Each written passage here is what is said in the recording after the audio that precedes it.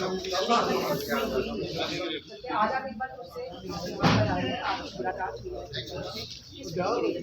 Actually हमने chief secretary साहब से तकरीबन पिछले 10 दिनों में 2 बार मुलाकात की है। पहली बार हम उनको वेलकम करने गए थे, आज उन्होंने बुलाया था हमें कल 3 बजे, तो हमने वहाँ पे डिमांड चार्टर दे दिया। असल में बात यह है कि एक उम्मीद जागी है। देखिए, सरकार ने बहुत सारे मसले हल भी किए, लेकिन बहुत सारे मसले रह गए। कल हमने जो उनकी नोटिस में लाया, सबसे बड़ा बर्निंग इशू हमारा यहाँ डेलीवेजर्स का है, या डिफरेंट कैटेगरीज ऑफ एम्प्लॉयज़ जो भी टेम्प्रेरी एम्प्लॉयज़ हैं उनकी रेगुलराइजेशन है।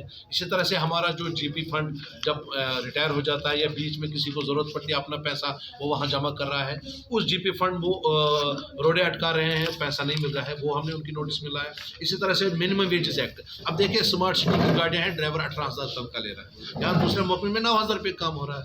आप लद्दाख जाइए, वहाँ पे 18,000 तनख्वाह है। तो मैंने चीफ सेक्रेटरी साहब से कहा कि एक ही रियासत में, एक ही जम्मू कश्मीर में, कल तक लद्दाख और कारगिल भी हमारा ही पार्ट था, आज भी वो हमारे ही भाई हैं, वहाँ पे अगर कोई डेली वेजर 18-20 हज़ार ले रहा है तो क्या वजह है कि जम्मू कश्मीर में आप उसको 9,000 पे चला रहे हैं? तो ये डिस्पैरिटी ख़त्म होनी चाहिए। इसी तरह से हमने उनके सामने पब्लिक सेक्टर का मसला लाया, चाहे वो JK-TDC है, चाहे JK-SRTC है या बाकी डिपार्टमेंट है, और कुछ कॉरपोरेशनों को आपने मर्ज किया, कुछ को आपने क्लोज किया, लेकिन उनके मुलाजमिन की रिहेबिलिटेशन का मसला है। और जो कॉरपोरेशनें चल रही है उनमें 7th पे नहीं है।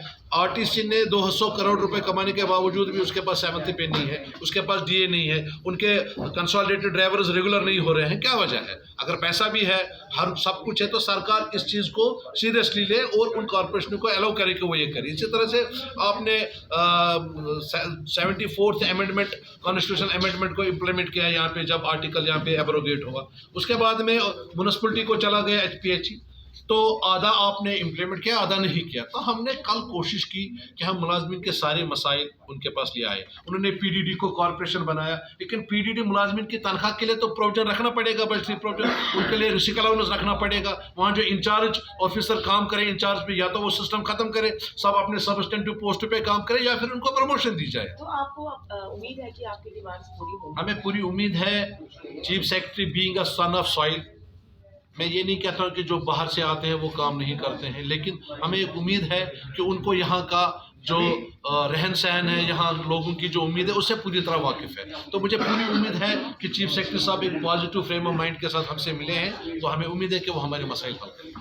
बहुत सारे डिमांड है, पक्का करना है, इसके अलावा जीपी फंड है, उसके साथ साथ मिनिमम वेजेस एक्ट को लागू करना है, डिमांड्स है, इसके साथ बहुत पहले मैं पूरा देना था ना, जरूर अब आगे